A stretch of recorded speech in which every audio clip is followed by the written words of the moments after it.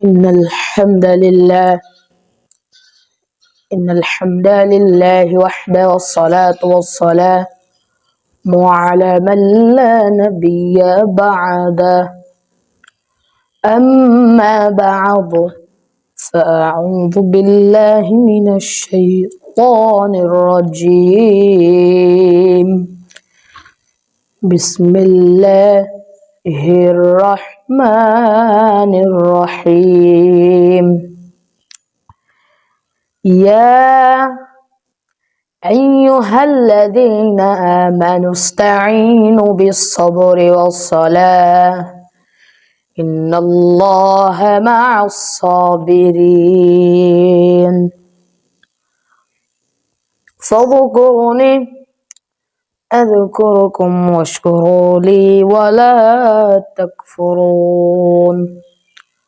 عن أبي هريرة رضي الله عنه قال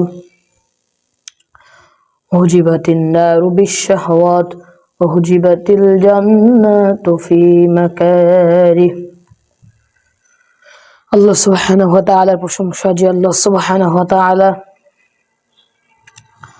আমাদেরকে তিনি প্রত্যেক দিনের মতো আজকের দিন যাপন করার তৌফিক দান করেছেন। আলহামদুলিল্লাহ। রাসূল সাল্লাল্লাহু আলাইহি ওয়াসাল্লামের প্রতি আমরা সংক্ষিপ্ত দরুদ ও সালাম পেশ করি। সাল্লাল্লাহু আলাইহি ওয়াসাল্লাম।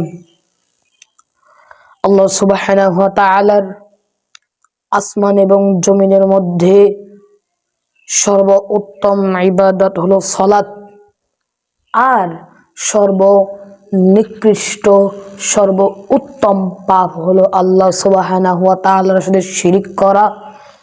শিরিক যে ব্যক্তি করবে তার আমলগুলো আর আল্লাহ সুবহানাহু ওয়া তাআলার কাছে টিকবে না। যদি সে শিরিক অন্তর্ভুক্ত হয় তাহলে তার আমল টিকবে না। আল্লাহ সুবহানাহু ওয়া তাআলা বলেন ইন্নাহু মান ইউশরিক বিল্লাহ ফাকাদ হারামাল্লাহু আলাইহিল জান্নাহ। যে ব্যক্তি শিরক করে তার জন্য তিনটি শাস্তি। এক, ফাকাদ হারামাল্লাহু আলাইহিল জান্নাহ, তার জন্য জান্নাত হারাম হয়ে যায়। ওয়া মাওয়াহুন নার, তার স্থান হয় জাহান্নাম। ওয়া মা লিয-যালিমিনা মিন আনসার, ওই সব জালেমদের জন্য কোনো সাহায্যকারী থাকবে না। অতএব শিরককারীদের তিনটি শাস্তি, জান্নাত তাদের জন্য হারাম, জাহান্নাম তাদের জন্য আবশ্যক, এবং ওরা হবে জালেম। ওদের জন্য কোনো নবী, ওদের জন্য কোনো আলিম, ওদের জন্য কোনো সুপারিশকারী সুপারিশ করবে না। এমনকি হাদিস শরীফে পাওয়া যায় রাসূল সাল্লাল্লাহু আলাইহি ওয়াসাল্লাম বলেছেন প্রত্যেকটি পাপ কাজ আল্লাহ তাআলা ক্ষমা করতে পারেন, কিন্তু যে ব্যক্তি আল্লাহর সাথে শিরক করবে তাওবা ব্যতীত, সে পাপ আর ক্ষমা হবে না।